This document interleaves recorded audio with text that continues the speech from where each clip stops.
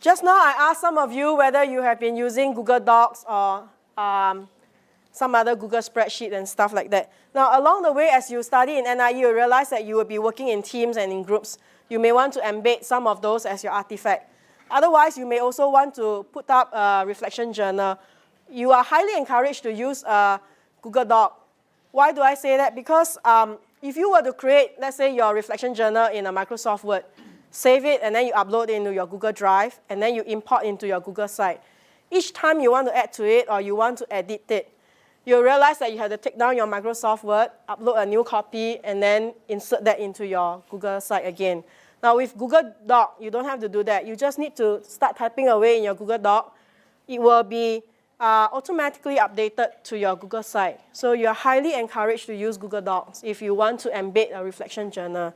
Now, some of you should have seen this particular document, right? We sent this out and told you that this is the outline where you should go for your lectures and so on and so forth. I'm going to embed this particular document into my Google site right now.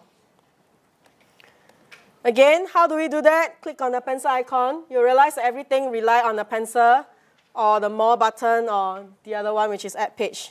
Click on pencil. Go to insert. Now, before that, let me put my cursor at where I want to insert the document, which is right below the video. Click insert. I'm going to search for a document. Okay?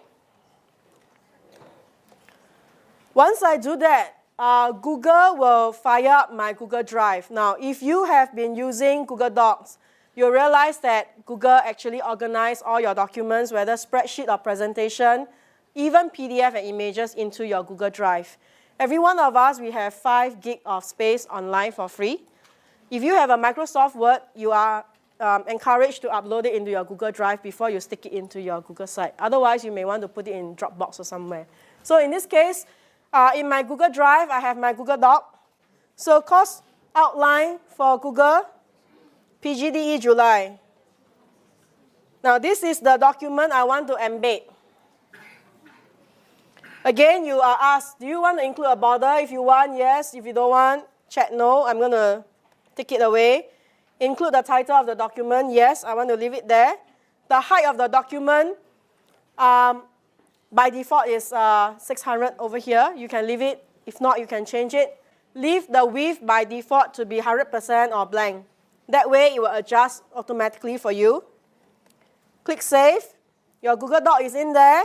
Again, you can align left, center, or right. I'm going to do a center alignment. Click Save. Now, my Google Doc is here, right in my Google site. Now, when you are sharing your Google Doc, if I were to make a change in my Google Doc, let me go back to the document. If I were to highlight this and change the font size, Google automatically save it for you. So I've changed my document, and I don't have to change it again and upload it again. It will be automatically shown up. Now, when you embed a Google Doc, please note this. Guys, you need to listen to this because this is really important. Your Google Doc may not show up at all if you don't do this. Now, in your Google Doc, there's sharing.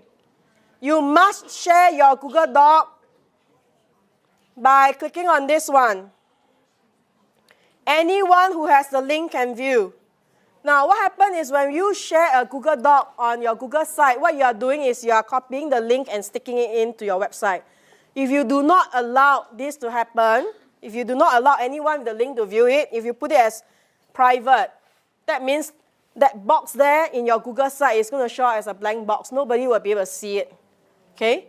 Now, don't worry, when you do that, the people who is able to see it will not be able to edit the file because you have not given them the right. All you have given to them is the right to view the file. Okay? Now, at any point of time, if you feel that you want your tutor or your friends to be able to edit your document, then you add their Gmail address into the list here. And when you do that,